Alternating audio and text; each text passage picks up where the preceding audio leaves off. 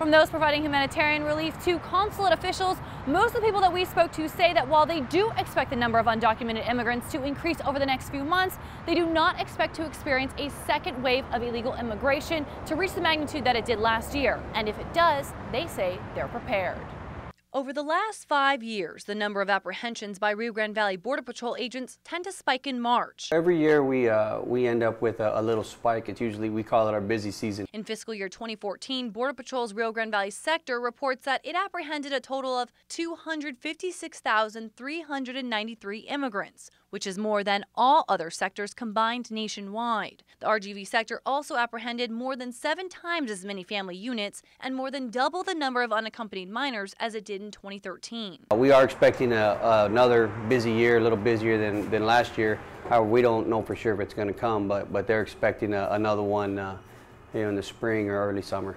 But not everyone agrees. We have seen for this time of year, compared to last year, the numbers are really low. The numbers have not spiked up. Border Patrol reports that in the RGV, it apprehended 17% fewer family units and had a 48% drop in unaccompanied minors when it compared the first quarter of 2015 to the same time frame last year. It could be the weather, it could be that Mexico right now it's a little bit tougher to cross. In fact, last year we put in money, I think it was about maybe $80 million or so, to help Mexico secure its southern border. Mexico is doing a better job. It's still not secure the way we would like to see it, but it's a lot better. And they stopped things like the Beast, which was that train that would just bring in people from Central America. So Mexico's taken some very proactive steps. Cabrera says statistics don't tell the whole story. The gotaways from what the agents and the union believes to what the agency portrays, the gotaway number is a lot bigger. We believe it's a lot bigger. We believe our effectiveness rate is between 35 to 40%. But is the Rio Grande Valley adequately prepared to handle another large influx of undocumented immigrants? I think the U.S. is a little bit more prepared. Border Patrol, you see, has the big facility over at Ursula Street. They are thinking of expanding it.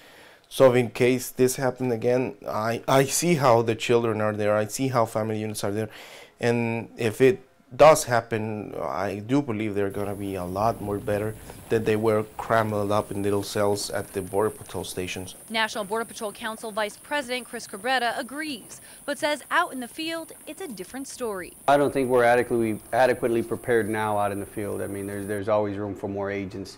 And then once we start getting hit with these large groups, it'll compound the problem. So I don't think we're going to be where we need to be. I think we'll be in a little better position than we were last year when it first started, but not necessarily where we need to be. We'll try to do everything I can to work with other members of Congress to bring more men and women in green down to our area.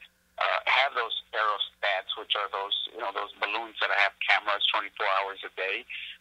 Have more detention space so we don't do a catch and release, and bring more immigration judges down to the border so we can give the people that are detained their day in court. Congressman Cuellar believes that by having more judges along the southern border, it will have a significant impact on illegal immigration because immigrants will have to go through the detention hearing process in a timely fashion.